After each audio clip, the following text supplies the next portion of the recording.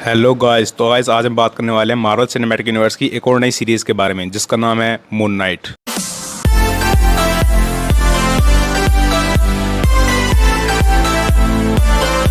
तो guys moon night series के अंदर हमें एक मून नाइट नाम का कैरेक्टर देखने को मिलेगा जो कि प्ले किया है ऑस्कर इज़ैक ने, जो कि गाइस वही एक्टर हैं जिन्होंने एक्समैन मूवी के अंदर एपोकलिप्स का रोल प्ले किया था। तो गाइस बात करें मून नाइट की पावर्स की, तो उसके पास बहुत सारी पावर्स हैं, जैसे कि वह एक एक्सपर्ट डिटेक्टिव है और वो मार्शल आर्ट्स और आर्म कॉम्बैट फाइट्स में परफेक्ट है। उसके पास हाईटेक इक्विपमेंट्स हैं और उसकी स्पीड और एंड्योरेंस बढ़ती है लूनर साइकिल की वजह से, यानी कि उसे अपनी पावर मून से मिलती है। इसलिए जिस दिन फुल मून नाइट होती है उस दिन उसकी पावर टॉप लेवल पर होती है। वहीं गाइस बात करें मार्क स्पेक्टर की, तो वो शिकागो में पैदा हुआ था और उसके पिता का नाम एलियास स्पेक्टर है। और गाइस इस मूवी के अंदर हमें मार्क की 3 और पर्सनैलिटी देखने को मिलेंगी, जो कि होंगी स्टीवन ग्रैंट जो कि एक बिलियनर बिजनेसमैन है, दूसरी होगी जेक लोकेली जो कि एक टैक्सी ड्राइवर है, और तीसरी होगी मिस्टर नाइट जो कि एक डिटेक्टिव और एक कंसल्टेंट है। और गाइस इस सीरीज की मेन प्लॉट स्टोरी की बात करें तो गाइस जो स्टीवन ग्रांट का कैरेक्टर है वो कॉमिक्स के अकॉर्डिंग एक गिफ्ट शॉप में काम किया करता था और वो वहाँ पर एक एम्प्लॉय था और उसे अपनी दूसरी लाइफ की कुछ मेमोरीज दिख रही होती हैं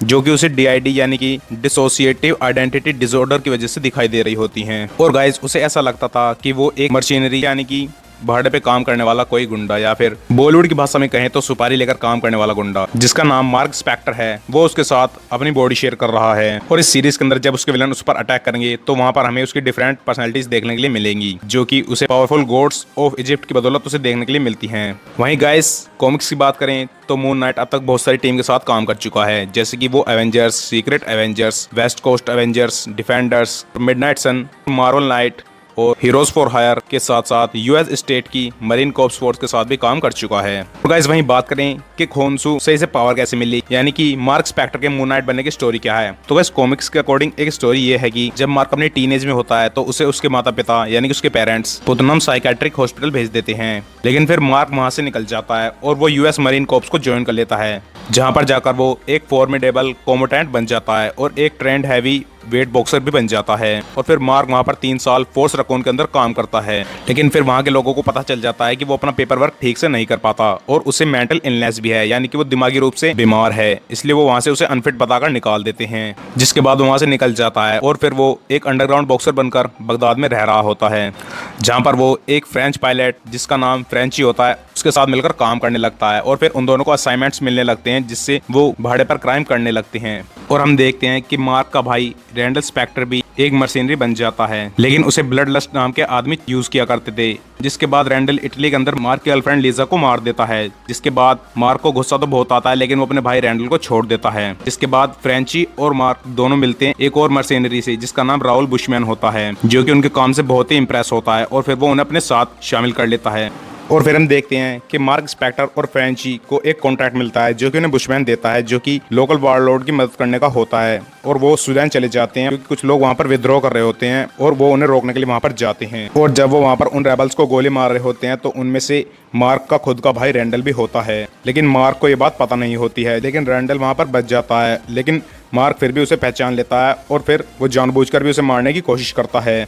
जिसके बाद हम देखते हैं कि वहां पर बुशमैन खुद आ जाता है और फिर वो वहां के लोकल सिविलियंस को टारगेट करने लगता है और उन्हें मारने लगता है। और फिर बुशमैन डॉक्टर पीटर को मार देता है जो कि एक आर्कियोलॉजिस्ट होते हैं और वो वहां पर अपनी टीम के साथ होते हैं और उनकी टीम में उनकी बेटी मैरलिन होती है, क्योंकि उन्होंने वहां पर एक छुपा हुआ मकबरा ढूंढ लिया होता है जिसे बुशमैन लूटना चाहता था और इसलिए वो नहीं चाहता था कि कोई उसके खिलाफ बोलने वाला बचे। लेकिन वहां पर मार्क स्पेक्टर मैरलिन को डराकर वहां से भगा देता है ताकि वो उसकी जान बचा सके। जिसके बाद वो बुशमैन से लड़ने लगता है, लेकिन बुशमैन उसे हरा देता है, जिसके बाद स्पेक्टर बहुत ही घायल हो जाता है और फिर वो रेगिस्तान में अकेला पड़ा होता है, लेकिन वो वहां मरने के बजाय वापस जाने का रास्ता बना लेता है। जिसके बाद वहाँ के लोकल लोग उसे उठाकर एक मकबरे के अंदर ले जाते हैं, जहाँ पर वो उसे खोनसू के स्टैचू के सामने छोड़ देते हैं जो कि इजिप्ट के मून गॉड हैं। जिसके बाद मर्लिन को भी ये रियलाइज हो जाता है कि मार्क ने उसकी जान बचाई है, जिसके बाद उसे बहुत दुख होता है। इसके कुछ ही देर बाद हम देखते हैं कि मार्क स्पेक्टर वापस से ठीक हो जाता है और उसके सारे घाव भर जाते हैं और वो वहां पर ये दावा कर रहा होता है कि उसने मून गॉड खोनसू को देखा है, जिन्होंने उसे अब मून नाइट ऑफ वेंजेंस बना दिया है,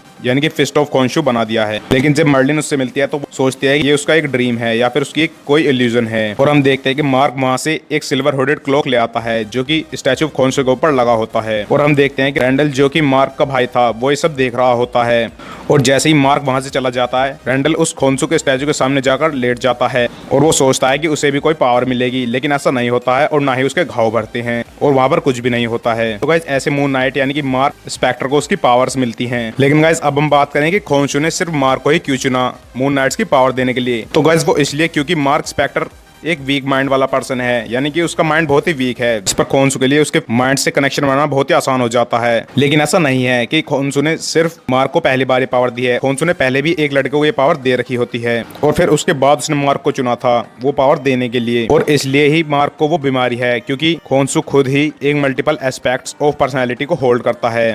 क्योंकि जिस लड़के को उसने पहली बार पावर दी थी वो और कोई नहीं बल्कि स्टीवन ग्रैंट था, यानी कि वही मिलियनेयर बिजनेसमैन। क्योंकि मार्क को बार बार एक विजन आता है, यानी कि सपना आता है, और उसमें उसे दिखाई देता है कि खोन्सू एक लड़के से उसके दिमाग को ठीक करने का वादा कर रहा होता है। और ऐसा ही मून नाइट की बाकी 3 पर्सनैलिटीज के साथ भी होता है। उन्हें भी ऐसा लगता है कि वो अपनी बॉडी को किसी और के साथ शेयर कर रहे हैं। और गाइस अब बात करें इस सीरीज के बाकी कैरेक्टर्स की, तो इस सीरीज के अंदर हम देखने वाले हैं इथन हॉकी को, जो कि इस मूवी के अंदर आर्थर हैरो का रोल प्ले करेंगे। देखने वाले हैं इस मूवी के अंदर गैस्पर्ड यूलियल को, जो कि इस मूवी के अंदर मिडनाइट मैन का किरदार निभाएंगे। और हम इस मूवी के अंदर देखने वाले हैं एफ मुरे अब्राहम को, जो कि इस मूवी के अंदर खोन्सू यानी कि गॉड ऑफ मून का किरदार निभाएंगे। और इस सीरीज के अंदर हमें देखने को मिलेंगी मे कलामावी, जो कि इस सीरीज के अंदर लायला एल फाउली का किरदार प्ले करेंगी। तो गाइस ये थे इस सीरीज के कुछ मेन कैरेक्टर्स। और गाइस अगर ये वीडियो अच्छी लगी हो तो चैनल को सब्सक्राइब कर लें, वीडियो को लाइक करें।